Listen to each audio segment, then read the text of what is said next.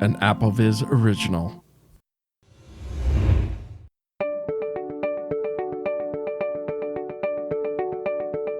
Hello there, and welcome to the AppleVis Extra podcast. This is to talk about the September 2023 Apple announcements. My name is Dave Nason, and I am delighted to be joined by my AppleVis colleagues, Thomas Donville and Tyler Stephen. Thomas, how are you today, sir?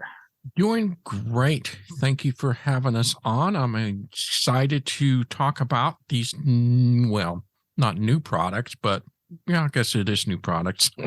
They are technically. Iterations. Yes, and how are you, Tyler? I'm good.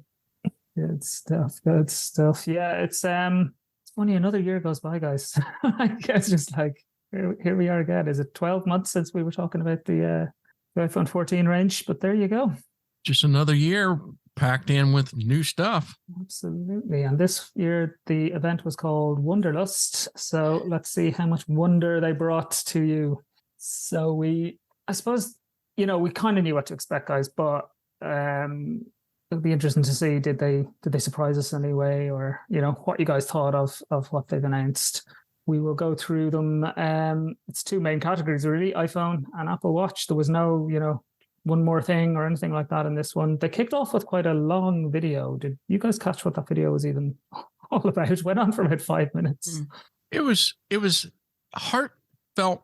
It was just gut-wrenching, simply. I mean, there's a couple times I felt like this is terrible, but yet so great. So all these videos were representing all the moments that the watch helped them in one form or another, whether it was high heart rate beat for catching a tumor, or somebody that was in a terrible crash, or somebody that fell. These were serious situations those people were in, and that the Apple Watch no doubt saved their lives. And so I was just like, boy, that's not a great way to kick off the show for presenting the new Apple Watch for the year. So that's pretty much what I got out of the first moment there.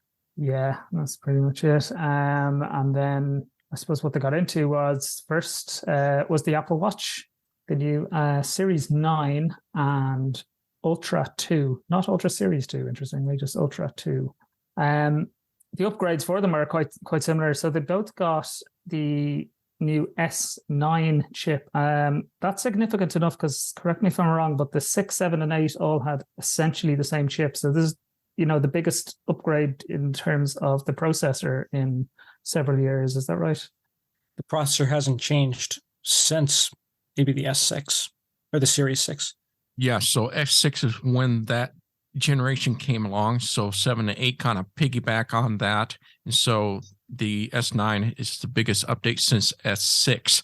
Since I have an S5, that makes it 2 generation behind in terms of processor. Yes, it's saying much more machine learning. Obviously faster processor, better GPU as well, better graphics processor, and screen brightness is improved. Improvements to Siri as well, so it'll have more on-device Siri. I know, Thomas, that's something that I think you value on the iPhone as well. Would you say that's a noticeable thing when the on-device and in terms of performance of Siri? Yes. We are on the iOS 17, and there is a new Siri 2.0 per se, and dictation. Is it improved? I think it has. And is it dramatic? No. And so in this keynote, they kind of presented, and I've always stated the watch has a really good Siri response. I find it to be a better experience than I do on my iPhone for sure. Yeah, me too. And it looks like it's going to get even better with more on device. They also, on the Ultra model, you can set kind of waypoints and health data and things like that with Siri. I think that was just the Ultra, and I could be wrong. So correct me if I'm wrong on that. That you can add health data, health metrics through Siri by speaking to your watch. Some of the offline Siri experiences for both device, and now the health aspect is just for the Ultra. When I look back and reevaluate my notes and looking through the watch through the Ultra and the new S9, I'll be honest, this is a major difference internally. I mean, look at it. If you look at the watch and what they talked about, let's dive into inside the watch itself. So if we're looking at just the regular S9, we're talking 60% faster CPU. 60, 60, folks. That is, you're not going to get that kind of speed every year. No way. And just hearing that number being announced, along with a 30% faster GPU, 25% better Siri dictation, and the things they don't talk about and what's inside, it doubled the storage. And so it's now 64 gig instead of 32. And it's you mentioned, Dave, for our low vision folks, it's 2 times brighter. So outside, the visibility of the face should be brighter to be able to see better. Things are darker and be able to make out things. However, it's also got this ambient sensor, so it can adjust brightness more effectively or change over to dark mode and things like that, I believe, based on the ambient light as well, which could be a good feature for those folks as well. Right. So, I mean, that alone, wow, I don't know what to tell you. If there are people out there kind of just on the fence, been wanting to get a watch for some time, or you have an older version, let's say I have a Series 5, so let's say you got a 4, 5, or 6 area. Wow, this may be the one to update. I'm seriously considering asking this for Christmas because S5, I know, is on its last leg, and I'm pretty positive, I'm sure that S4 and 5 are going to be out of the cycle next year, meaning there's no way it's going to get the Watch OS. But wow, if I had to say this is the one product of the whole entire this year's keynote, that is the biggest deal. And of course, we can talk about this double tap feature that they have. Yes. So double tap is a feature where you will do a double pinch of your index finger and your thumb. And think of it for us voiceover users as being like Magic Tap, except it's not just for voiceover users, it's for everybody. But it's a similar idea that we use the Magic Tap on our phones, where to answer and hang up calls, to start and stop media, things like that, you will do with this double pinch. So you've got your cane or your shopping or whatever the case may be in one hand, and you can't operate your watch because your other hand is busy. This will allow you to do those kind of controls without one-handed. So it's a very cool feature.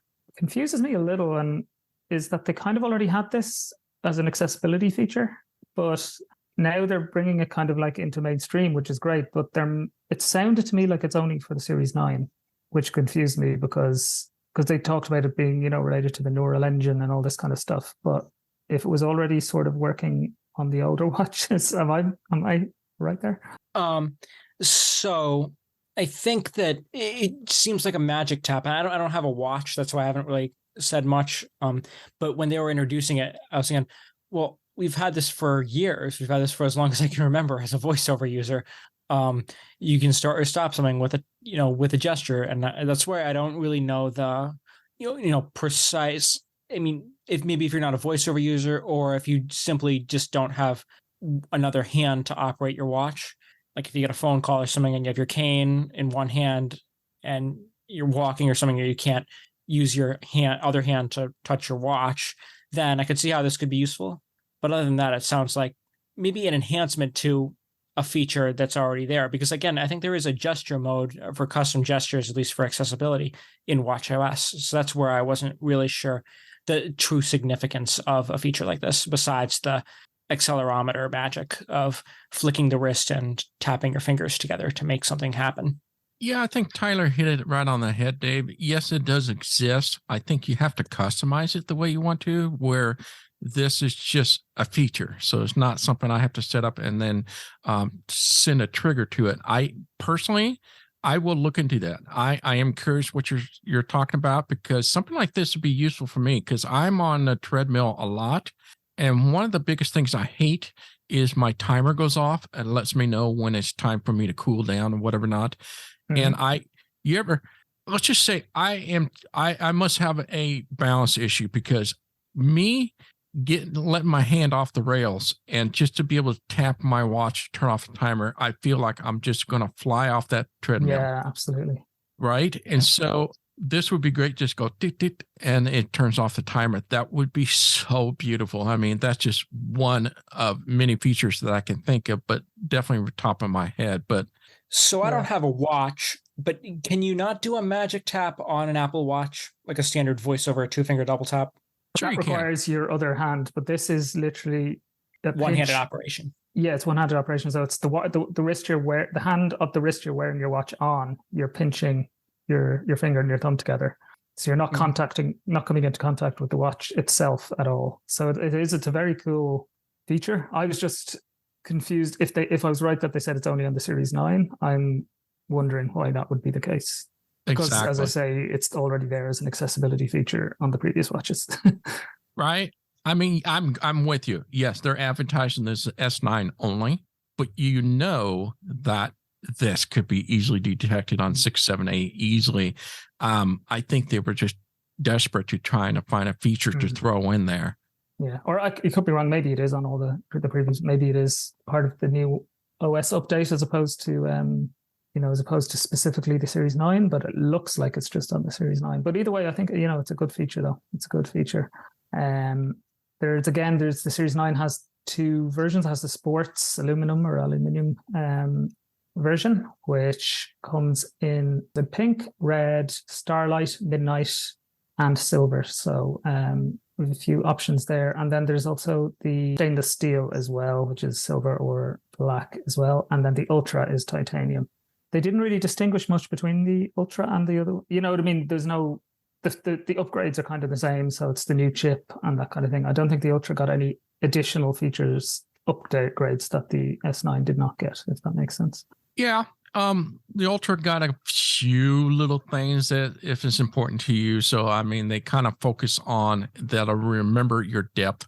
So the altimeter, it was kind of a big push they had. So you can see it's supposed to be more accurate in depth and height. So I guess there was a limitation of that, but now it gives you better accuracy. So you can now look back and say, oh, I went that deep or I went that high and when I was at that point. So there was a couple of things typical of the Ultra, but nothing substantial. Most users would probably not take advantage of, except for those that are campers, walkers, hikers, and divers. Yeah, it's the same thing. And the sizes are all the same. The battery is the same as well, as in they still say 18 hours all day battery for the Series 9 and 36 hours for the Ultra is the double use. So that's unchanged from previous, but still pretty decent. Are you happy with battery on your Apple Watch, Thomas, generally? I sure wish I like to know where they got those hours. Mine doesn't seem to ever last that long. It seems to go pretty quick. Yes, during a work day, yeah, I can get by pretty easily. For an all-day fest, no. So it's decent. I've heard the Ultra is way better in that, if that's something that's more important to use battery, but I never had that issue. So it gets pretty low, but I'm pretty happy with it. Yeah, mine, I'm on a Series 4 now, Thomas. So what I do, charge it for maybe an hour in the morning and half an hour maybe at night, before I put it back on. So maybe 2 hours charging per day, and I'm okay. So I don't know if that's good or not, really. But it's it works for me. Right. The other watch as well, by the way, is the SE. It's still in the lineup, but it hasn't received any update at all. So, but it's a good option as an entry level. I think for a lot of people, the SE. Oh, definitely. I mean, you got the innards that I just mentioned to you. I mean, that into an SE. Wow, it's a great deal. The SE won't have the new chip. The SE is still unchanged. Oh, thanks for correcting me on that. So it does not have explain to me why you would do that. Well, I suppose it's, as I say, it's the entry level. So that's right? I I mean, don't if think it there'd be enough has, of a difference between the SE and the new one, I guess, if they it's upgraded the newer. SE. So it's yeah, but I still think, it's missing a couple of sensors as well, of course. But for the Of most course. part, it's Right. still it's a strong watch, and because it's got, I think it's technically maybe the chip that the S7 had, but Series 7. But as we said, the 6, 7, and 8 all have pretty much the same chip. So Exactly. it's still going to be pretty good for a lot of people, I think, especially if you're not sure, am I into this Apple Watch thing? Do I want to give it a try? The SE, I think, could be a good way to go. You said you're seriously considering an upgrade, so you're on Series 5 now, is that right? Right. So if it's 60% faster than what it was the previous version of S8, I can't imagine how much faster it is on my S5 compared to that. It's got to be night and day difference. I'm not going to complain. I mean, yes, it does have some lag as you swipe left and right, and it does take a while to load. Anything that's got a lot of things to load up, mail, Mastodon, anything like that, can take.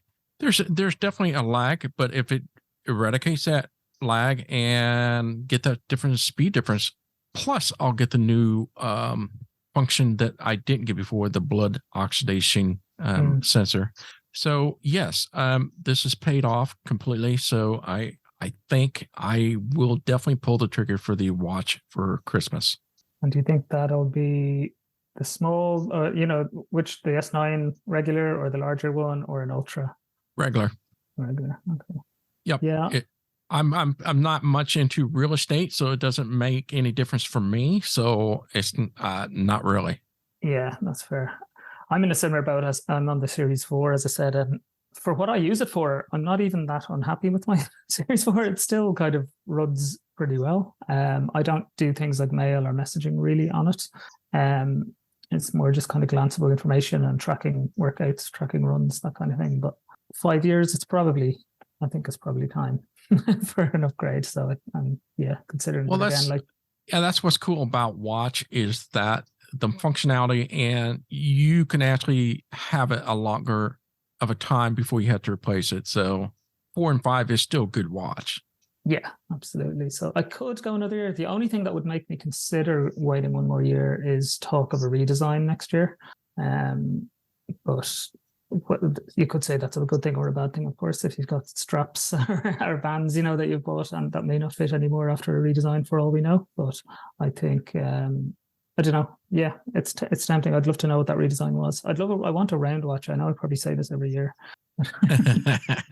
Why won't they give us a round watch? But yeah, I think there's a good chance I'll go with it. But like you, I may wait for Christmas rather than jumping now. The Apple Watch Series 9 and Ultra 2, by the way, are available now. So you can order them straight away. And well, they're not available yet, but they're available to order now, delivering from the 22nd of September. So that's the Apple Watch. Is there any more thoughts on Apple Watch, or shall we move on to iPhone, guys? Well, the only other thing I noticed about this time around in this keynote is that Apple made a big show of their environmental impacts, and they're saying that the Apple Watch is their first carbon neutral product. I don't know enough about that to take about the merits of the claim, but there was a big presentation about Apple's environmental efforts. They had a video featuring Octavia Spencer as Mother Nature. And they are also no longer selling leather in their online store or any of their Apple stores. They're having a new material, which they call fine woven, the specifics of which I kind of went in one ear and out the other when I was listening to the keynote. Mm-hmm. Anyone else know any more about fine woven material other than it's not leather? I do not.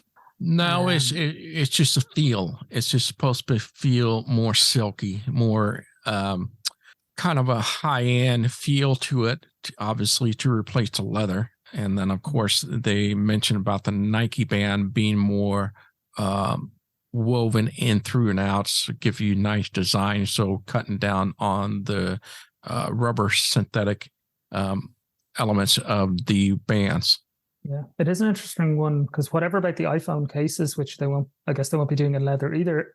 The leather watch straps are obviously quite a popular thing historically, not just Apple Watches, but generally speaking, leather is a very popular material for watch straps. So it is an interesting area, but it's hard for us to really judge the merits of the environmental claims, but I think it's good to see.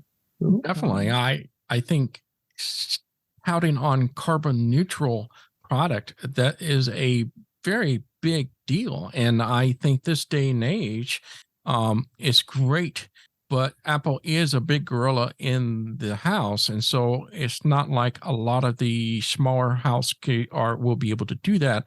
But if in time, this is a big deal. I'm really excited, and I'm proud that Apple is taking that step to making the watch completely carbon neutral, and that's a big step for Apple and for our planet Earth.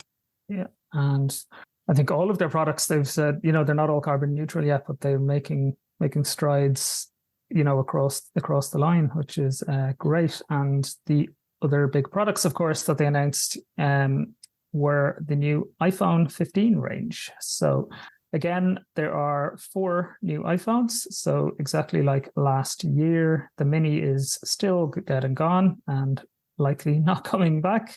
So what we've got is an iPhone 15 and 15 Plus, and then we have an iPhone 15 Pro and iPhone 15 Pro Max.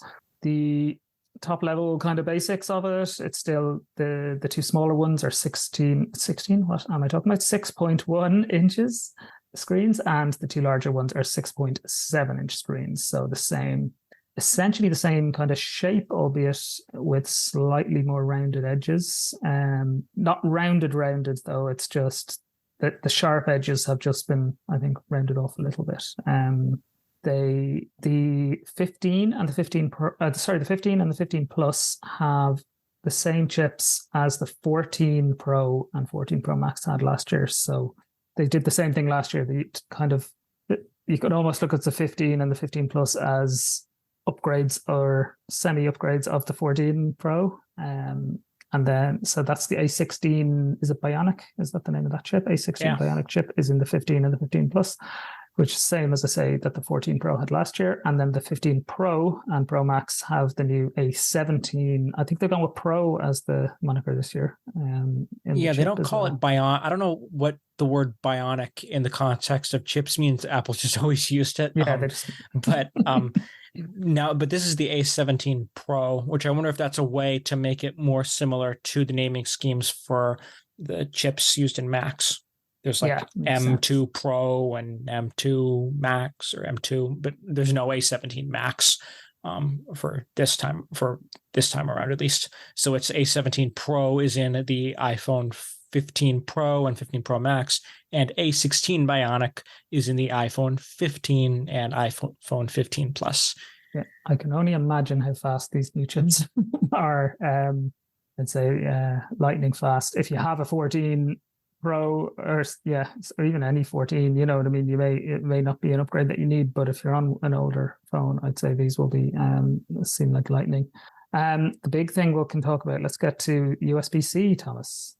Over to you. Yes, USB-C. This is the year. And, if for those that do not know and are thinking, oh man, why did Apple do that? Just to let people know, they were forced to do this. So this is not an Apple wanting to do this. This was forced upon them.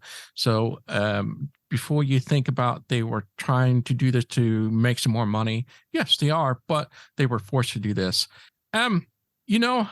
My thought on the iPhone 15 line, the 15 and 15 Plus, this is my suggestion for folks out there. So as Dave said, you take the innards of the 14 Pro and throw it into this 15, and essentially you get the same thing. So you get the dynamic island that is new to the 15 line, and you get voice isolation with that, okay? With exception with the USB-C, which is new, and the LiDAR you don't have still. I almost want to tell folks, if you seriously want an iPhone 15, look at the 14 Pro. I think it's going to be cheaper, and I think you're going to get a better deal off an iPhone 14 Pro, and you get your LiDAR. The only thing you're not going to get is USB-C. Otherwise, it's identical. I think we gave the same advice last year. We said if you were looking at a 14 than have a look at a 13 Pro. So I think we said exactly the same thing for the Right. same reason. I, for one, now I'm cheering on the USB-C. I think it's brilliant because I've got an iPad and a Mac and stuff. You know, and even my work laptop Windows, they're all on USB-C. So the sooner I can just have everything on USB-C, the better, as far as I'm concerned. So I say, well done, European Union. The only downside of that USB-C on this model, this 15 and 15 Plus, is that you're at the USB-C 2.0, and that makes a huge difference in speed. So theoretically, that speed is identical, same speed as Lightning. So other than that's only if you're doing data transfer, though. If you're, for charging, I think it's going to be fine. I think it's a data transfer thing, and I don't know when's the last time I plugged my phone in to the computer to transfer data. Right. Most users are never going to plug into anything. It's not going to make any difference. So I think it's safe to say that Dave and I are saying you're going to save a lot more money on a 14 Pro than you would on an iPhone 15, and you get your LiDAR. That's what I'm going to tell people that are listening. Yeah, exactly. They also, all four of them, have this new satellite roadside assistance. Emergency roadside assistance via or roadside assistance via satellite. Yeah, only in the US at the moment, but of course. Yeah, good to see them expanding that. Obviously, they brought out the emergency SOS and all that. Was it that last year? So, and is this the first time this is on the phone as well as on the Ultra Watch? This actual satellite feature, or was it on the phones last year? I thought it was on the phones. We also know Key 2 charging. So if you use wireless charging, apparently this is a newer standard that these phones will be able to support, assumably meaning either faster and or more efficient charging over wireless. So we'll wait and see how that goes. Do you guys use wireless charging, or are you still plugging in? Both. So I don't use wireless charging. I just plug it in using the standard cable, because I just plug it in at night. So I don't really need it to charge fast, because I do want to charge it when I'm sleeping. So chances are it's going to be charged by the time I need to use it. And do we know what the precise improvement, or if there are any precise improvements to charging speed? I've heard somewhat conflicting information about that so far. Yes. So what I've heard is on both the 15 and Pro, there is no difference. It will be the same wireless charging. Let me double check here. It looks like so the like 7.5 watt. 7.5 watts. Yep. And the same fast charging. Nothing has improved or gotten better, which absolutely shocks me, but that is what I read to in their tech spec. Okay. I thought this new Key 2 meant exactly that it would be faster and more efficient. There is discussion, Dave, that some are saying later Apple might reveal a new MagSafe or whatever accessories that will take advantage of that to be able to charge faster and et cetera. But at this moment, no. I get you. Another thing that all four have is the new Ultra... the ultra wideband. New ultra wideband chip. And the watch gets that as well. What does that do, Tyler? Do you know? Those are for precision finding of accessories, that you can use that to more precisely locate things. Or in the keynote, there was an example of being in a large crowd and be able to track another person's location via their iPhone that also contains the new ultra wideband chip, being able to spot it in a crowd. Is that leading up? There were rumors that would be referred to as the U2 is a successor to the U1. Did that pan out, or are they just calling it the next generation ultra wideband chip? Yeah, these are U2. Is it called U2? Bono hasn't called up to complain, or ultra band 2, so U2. Is it U2? Yeah. I wasn't sure because the keynote didn't, at least as far as I could hear, I didn't hear the presenter use the term U2. Are they giving us another free U2 album to mark? Yeah, on our devices we can see that. Yeah. But yeah, U2, the new ultra wideband chip would be, and I think they're tying this also in the future with the Apple Vision Pro, because I assume that device will also have this ultra wideband capabilities. So you can, if there are experiences that you can pair up an iPhone 15 with an Apple Vision Pro headset and take advantage of something with that combination. Well, they talked about the iPhone 15 Pro taking advantage of being able to do spatial video. That will be taking advantage of the Vision Pro. But yes. Yeah. The other difference then with the Pros is the action button. So we've all been familiar with the mute switch on our iPhones since the very first iPhone. There's been a mute switch just above the volume keys. And that will still be on the regular 15 and 15 Pro, but 15 and 15 Plus, but the 15 Pro and Pro Max will have this new action button, a little bit like it's not a physical button, it's a taptic button, a bit like the home button on the SE, where it feels like you're pressing a button. And I think they said by default, you press and hold and it will do the mute on mute, but you can also assign actions to a press of the button. It could be opening your camera, it could be an accessibility feature, or you can assign a shortcut as well. So have you guys have any thoughts on what you might, if you had one of these, what you might assign to the action button? Boy, my first thought, I would love to see Be My Eyes virtual volunteer take advantage of that. Just push it and I could just take a picture and it'll tell me what it is quickly. Was the first thing that came in my mind. You do that with shortcuts because I assume. Well, at least once that app is fully out there and they've created a shortcut for it to right. You can run a shortcut. Yeah, the shortcut just allows you to open the app. I mean, yes, you can program it to do. I mean, that's going to be powerful stuff that can run a shortcut. But essentially, for Be My Eyes, it would open up the Be My Eyes, and then I can double tap and take a picture, which would be okay with me, but it would be cool. And I know that third-party apps will be able to design things to put into that shortcut. I think that's where it's going to really shine. How about you, Tyler? Any thoughts on what you'd use this for? Yeah, so I have a couple shortcuts.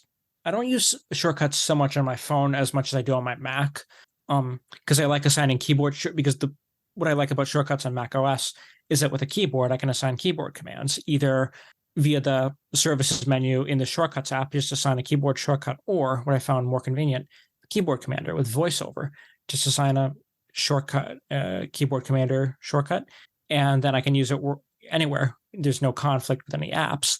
And what's kept me somewhat from using shortcuts on iOS, or at least with Siri, is because, well, Siri.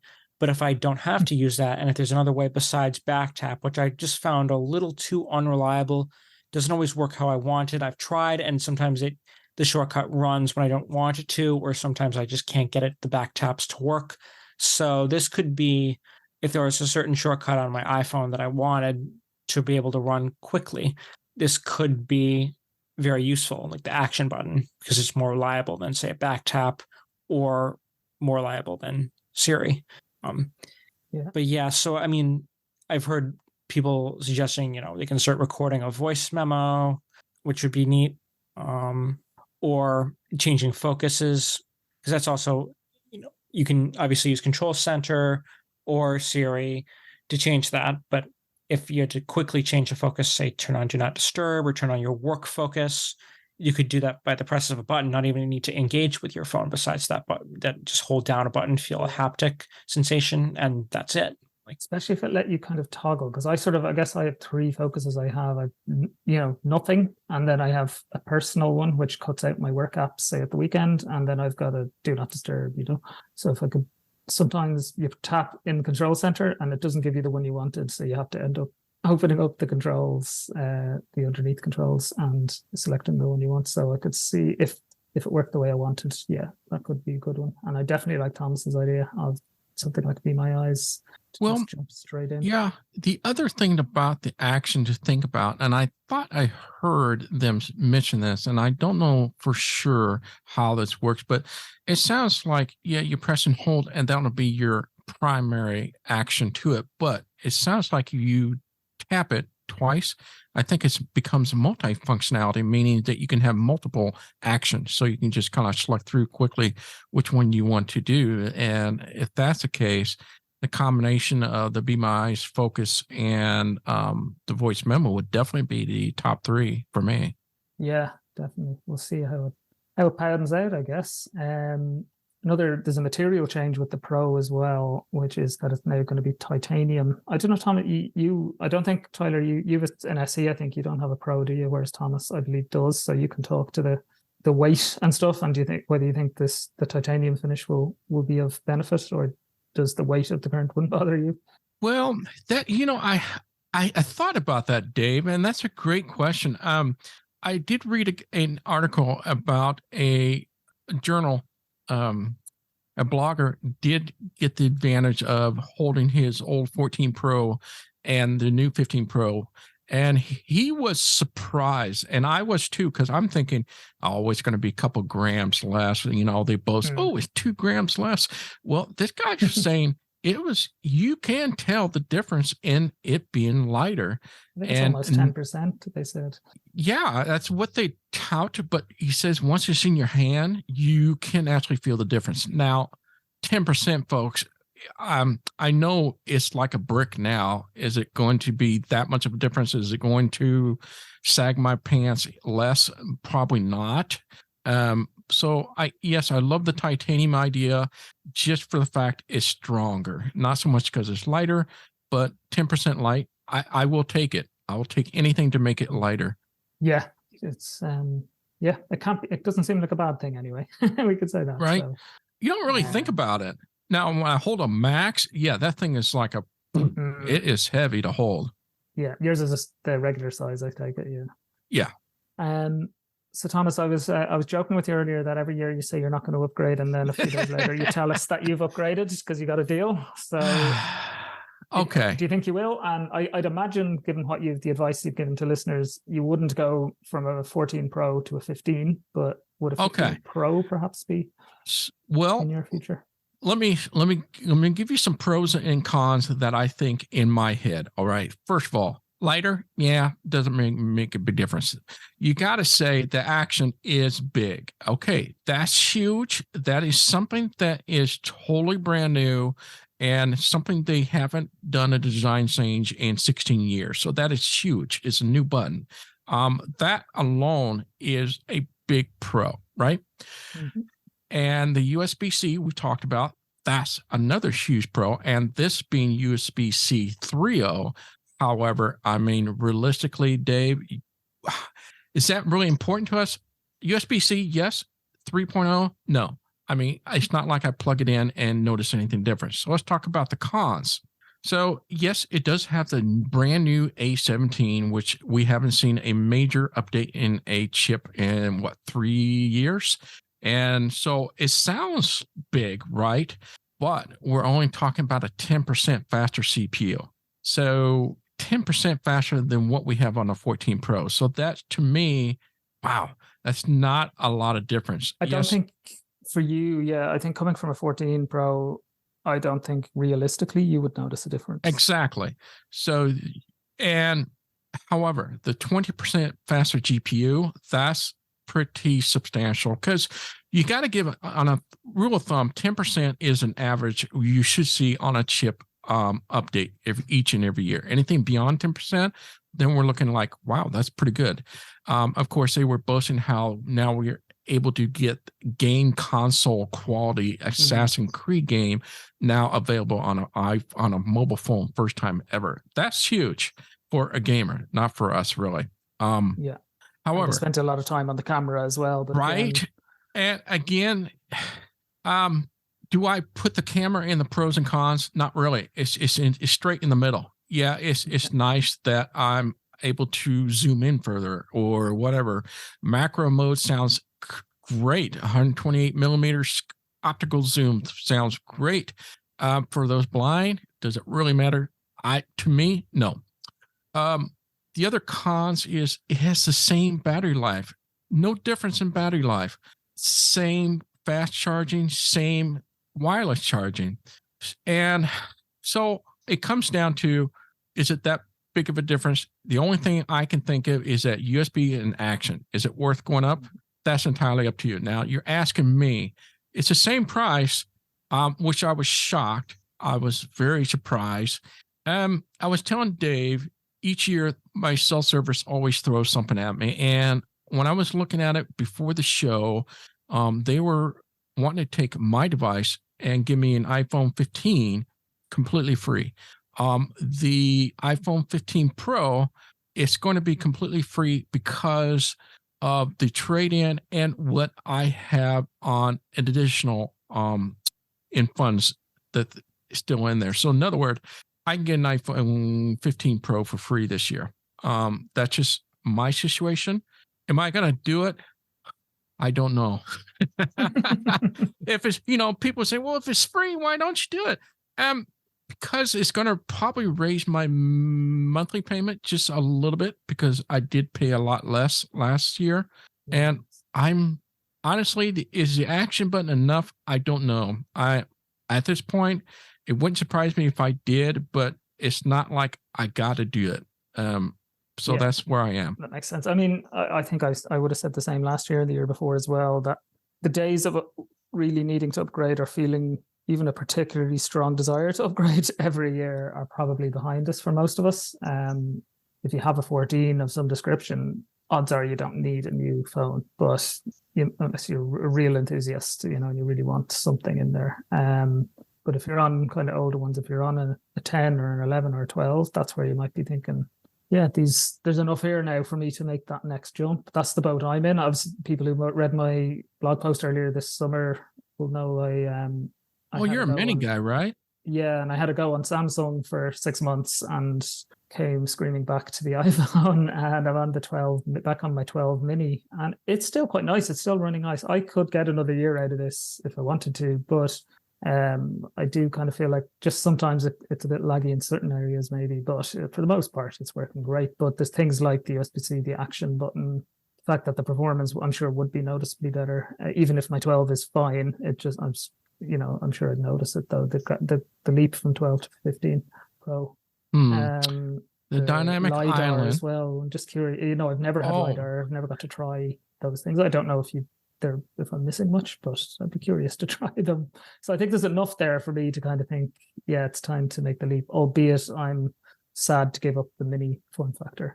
Yeah, my understanding, they completely discontinue that, as in you could still purchase the 13 mini, but as of yesterday, it looks like they dropped that option. So there's no way you could buy that from Apple itself. Yeah, that's what I heard as well. So what about you, Mr. Tyler? What phone version do you have?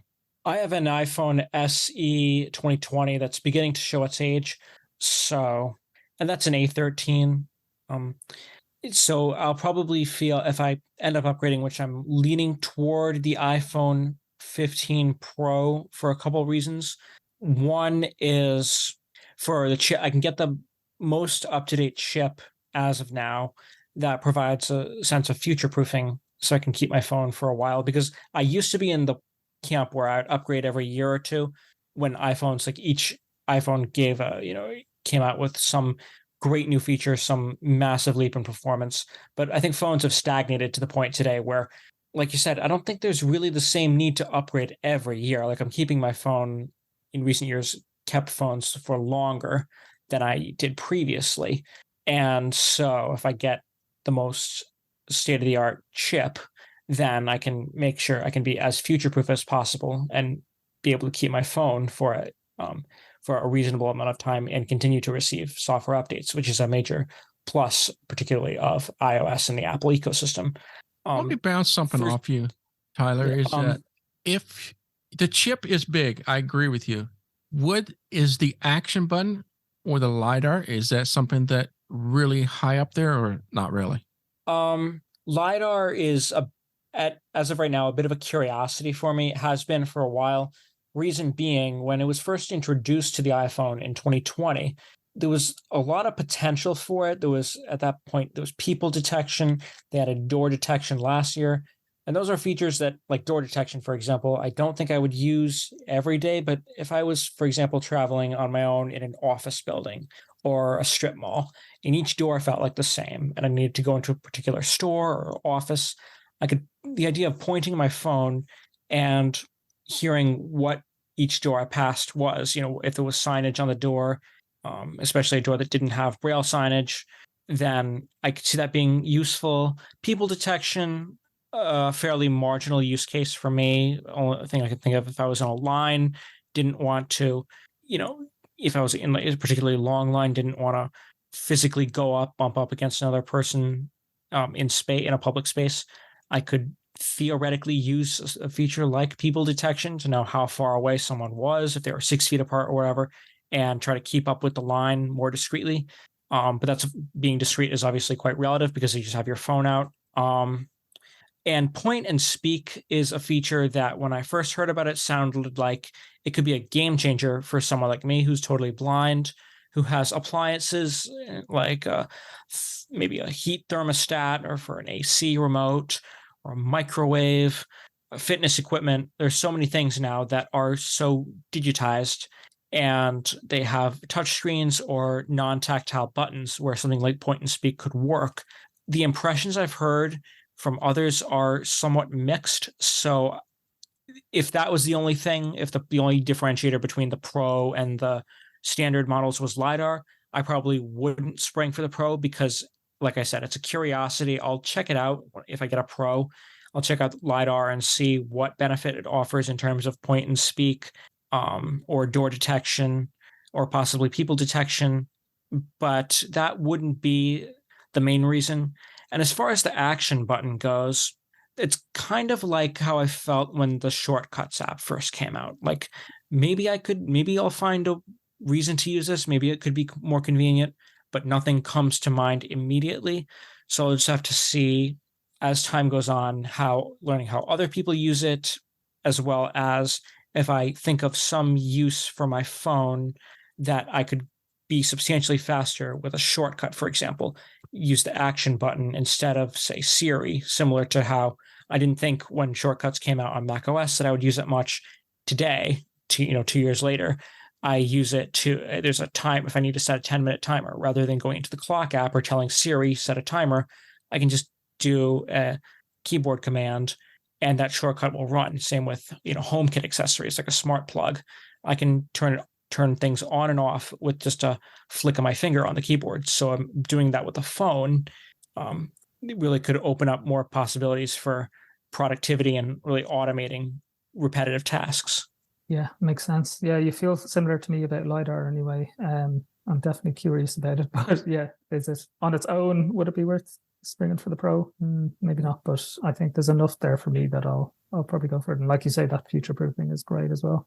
Yeah. I'm curious, Tyler, as well, actually. You're obviously coming from the SE. I think before that, you would have had a home button. So this will be your first non-home button, Face ID phone. How are you feeling about that? Have you used Face ID before? Are you nervous about that? Or are you quite happy to move to the Face ID? Well, I have had some experience, a bit of a dry run, if you will. I have a hand-me-down iPhone 12, which I've been running the iOS 17 beta on, because I don't run iOS betas on my main phone. I really wish you could dual boot iOS versions on phones like you can on Macs. But yeah, so I've been running iOS 17 on my hand-me-down iPhone 12 because the iPhone 8 that I've been testing on for a while now didn't make the cut for iOS 17. So I have had some experience, not as my daily driver, but as my test device. So I have my bearings with it. It did take a bit to get used to holding the phone, in front of my face. I think I pretty much got the motion down now. As far as the home gestures, those come very quickly. I'm not too worried about that. One thing I will miss about the SE is the 4.7-inch form factor. But I don't need a big phone. I'm totally blind.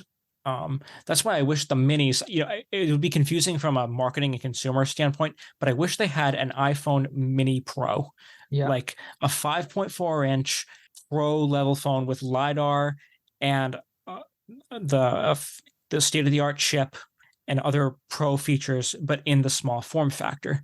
That would be my ideal phone. The iPhone 12, it's a 6.1 inch phone. It's manageable, it's doable, but I can definitely tell that it is heavier in my pocket. So if I get the Pro, I'll be curious to see if I put both of them in my pockets, which one will feel more graceful, because the Pro has this new material this, lighter titanium, if I'll notice a difference between a standard iPhone 12 and an iPhone 15 Pro. Yeah, be interesting to hear. And I'm glad to hear you're not, that you're happy to move to the Face ID and all that stuff, and you have got the hang of it, because I think there is fear out there among some, but I've always defended Face ID for a long time. I think early on, I think, Thomas, you were saying you got the iPhone 10 and we would have said Face ID failed quite a bit, but nowadays never, ever fails for me. Yeah, they've made strides with it, making it work better, better adapt to changes in appearance and lighting, because that's a big issue. Like if I don't know the lighting conditions in the room, it doesn't matter because it doesn't matter. Yeah, because I know that when the iPhone 10 came out, that was a big issue because it was very sensitive to that, and I guess it appears to be less so now between software and hardware improvements. And the only other thing I can think of in the iPhone 15 Pro, it's a neat feature. I mean, there's Wi-Fi 6E, but realistically, especially if you're at your home, unless you're very close to a router, 6 gigahertz as it stands now is not really super practical, because as you move further away, it's 6 gigahertz Wi-Fi band is very fast, but it's a short range. So for unless you have a 6E capable router with your iPhone relatively close to it, it's going to be you won't see a huge amount of benefit. But one thing that I did find interesting was that there is Thread support with iPhone 15 Pro. And that's, my understanding at least, is that is exclusive to the Pro models.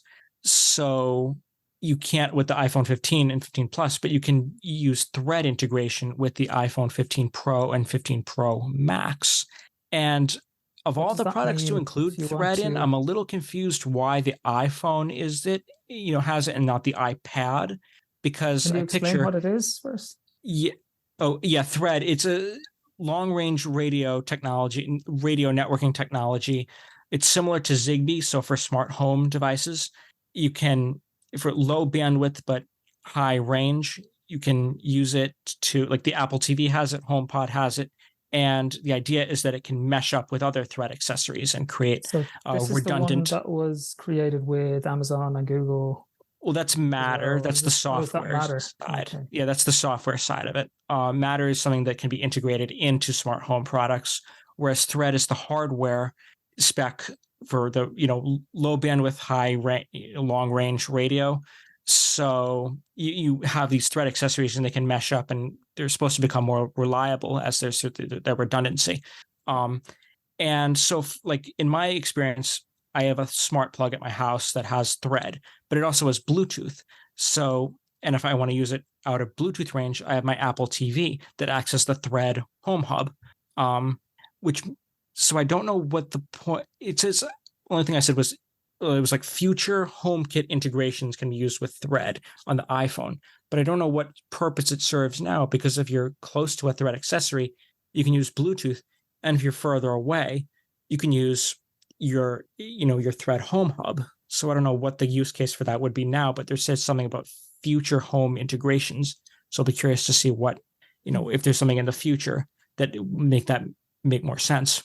So just put that in the future-proofing bucket for your reasons to go Pro. Any other thoughts from yourself, Thomas, on the 15 or 15 Pro or? So for those out there that are wondering if I should jump to the 15 Pro or the 15, and remember what we mentioned is that I think you'd be better off just getting a 14 Pro. It'll be less priced than the 15, and you'll get your LiDAR, and you can keep your Lightning. Now, if you really want that USB-C, then obviously iPhone 15 is for you. Is the iPhone 15 Pro in? Yeah, it just depends where you're jumping from. If you're jumping from an SE like Tyler, or for Dave's matter, it might make a difference. And the big difference to consider is that both of you said the same thing. We liked the small factor. And, at one time I wanted that, but when I saw the battery life, I was like, okay, that's not for me. I am a battery drainer man. So if battery is a thing and you are low on battery in each day, that's why we get the bigger phones for you. It'll last a lot longer. However, my biggest point here is that there is a lot of rumbling and talking that the next year iPhone 16, and I know that's a whole different generation, but to keep in mind, those are rumored to be bigger. So if big is not your thing, maybe this year is the big time to jump and still get kind of sort of that small factor compared to next year. Yeah, we're not talking about a significant jump, but it is definitely going to be bigger, and the max is definitely going to be a whopper. So big is in. This is what people want. That's why Apple dropped the mini, is because the demand, for whatever reason it is, people want big, and that's why that is the big talk. So if you want a small factor, then I would seriously consider the iPhone 15 Pro. If you're on a 13 or 14 Pro, do I think it's worth a jump? Only if you want the USB-C and the action for whatever reason. Otherwise, you're okay to hang on to it, really. That's just my 2 cents. Yeah, I'd agree with you there. 100%. I think if you're on a 14 or 13, you're probably okay, really, like you say, unless you really want that USB-C or that action button or something like that. But yeah, they are still going to be flyers, those phones. I hate to say this. This is just my opinion. I think LiDAR is overrated. I know a lot of people, and I hear a lot of stories like what Tyler's mentioned, and that they're curious. Really, it's kind of been a letdown. Yeah, door detection is cool, all that. Don't get me wrong. It's nice, it's neat, but it's a battery drain. It is a really bad battery drain, and it's not something I can just turn on and go on a walk, because it's like having a GPS on. It's just like it really sucks it. It's very chatty.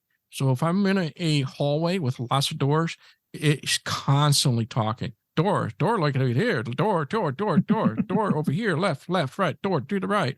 And it's like, oh my God. It's not, if there's a place with lots of doors, it'll drive you bananas. The point and speak, I think for low vision folks, it's great. For those that are blind, like myself, I have not had good results at all. First of all, you got to know where the text that you're pointing at. It's the only way to get it to work. So how do you know where to point? So I don't. So I'm just moving around slowly, and then it finally finds it. Then I'm moving slowly. It's not practical. It's too slow for me, and it's not something that's going to be useful. If it was quick, fast as I move around, that would be a different thing. But I was disappointed with it. So LiDAR is so-so. I wouldn't never, ever put that on the top agenda as in I want the LiDAR. I think you're just going to find yourself disappointed. I think it's interesting about point and speak as well, that it's text, but it doesn't do, I was hoping it would do like symbols, Yes. like there's certain common symbols, like a power on off symbol, for example, that is like a circle with a line kind of, that would be on a lot of appliances, but it doesn't recognize that. It only recognizes text, right, to my knowledge. I try to use remote. No, it doesn't work at all. It does not. It's not good at all because there's a lot of logo. I tried on a microwave. So just slow. I think. So is it not? Go ahead.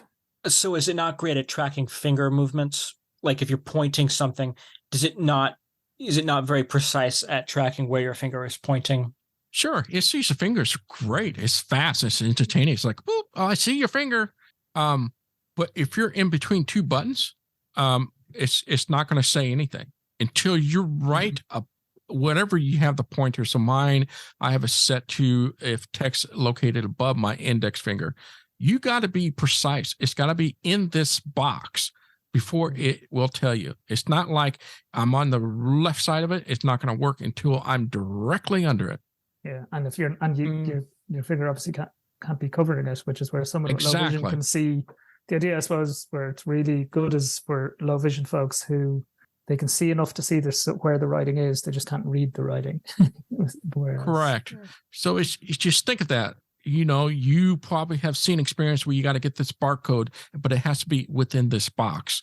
And Seeing AI, I fight that battle with Seeing AI every once in a while, where it'll like beep, beep, beep, beep, beep, and it's like hotter, colder, and you finally have to just get the exact little movements to get it in directly. And that's something that I found is between 2017 when it was first released and now. I find it's gotten better, but I feel like every once in a while still I'll move it around. It's like I'll not know exactly where the barcode is, and even if it's like beeping really fast, it just can't seem to get a good picture, which sometimes does not. Either I'm not moving it into the box, or the box on the particular package is just not printed out in a way that that the AI can interpret as a barcode or as a clearly legible barcode.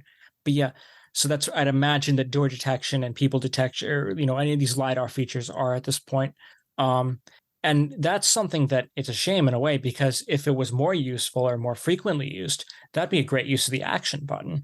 Create a shortcut to open that function up in the magnifier app. Don't ask me why Don't it's get me there. wrong. Yeah. Yeah. People detection works well. Yeah. Door detection works decent. Pointing speak doesn't work. It's just, you got to remember, there is a I don't want to beat on this and keep talking about it, but there is a range. It's like about 15 feet. So for Dave, that's about 3.5 meters. It's not much depth wise. So if it only sees a door, it won't see the door down there's more than 15 feet. So if you're away from the door, it's never going to see it until you get closer. So I don't know. There's definitely some limitation. It's not what I thought it would be, and it's just been so for me. Yeah, that's fair. That's fair. And I think it's just things like people detection. How often do you really need it? But who knows? The moment might come where you'll be happy to have it. So who knows? But people detection, it would be used more than anything I would use if I'm standing in line and somebody scoots up without me interfering with a cane, or if I don't have my dog. That is useful, very useful. Yeah, that's what I was thinking, is if I was not that I'm in a whole lot of long lines independently where I am, but if I was, then I could use that and be more discreet, and not have to, get up in someone else's space, or have someone go close into my space. To have a better sense, what a sighted person would know visually, I could have a somewhat of a sense with something like people detection. I've heard descriptions of people using it for other things, like finding seats on a bus, but I don't know if I'd find that particularly reliable, like an empty seat on a. I don't think I would. I can't see myself doing something like that with it, but I've heard that being mentioned as a possible use case for people detection. So, any other thoughts on the iPhone, guys? Are we good to wrap up? I think we're good to wrap up. I was shocked that there were no further Vision Pro discussion. I thought for sure we'd get more information. All they had was that it's still coming in early next year. I was just kind of taken aback at that. Other than that, I thought the show was great. I thought the watch was the biggest update in terms of internals and what you get out of a watch. I thought that was the biggest thing. The action has my interest. It's intriguing. And once again, the iPhone 15 line, I was like, I'm not sure if it's worth it. Cool. And Tyler, any final thoughts? I think we covered pretty much the hardware.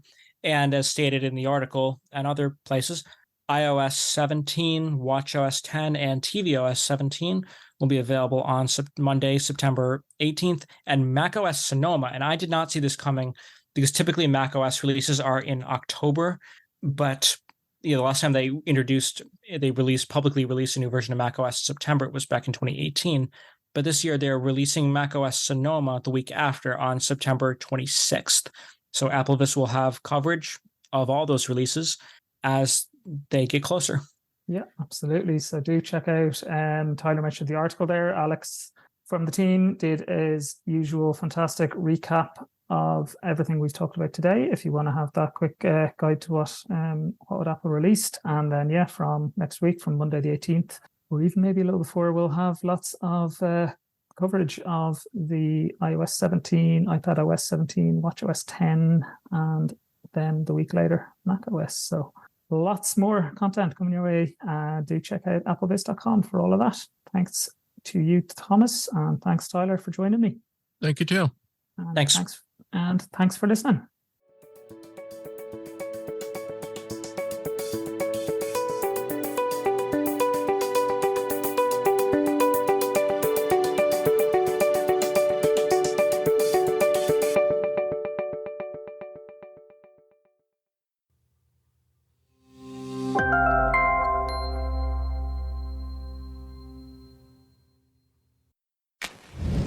This AppleVis podcast has been brought to you by the community of AppleVis.com. For the latest in resources and tips and tricks to get you the best experience from your Apple device, visit www.applevis.com.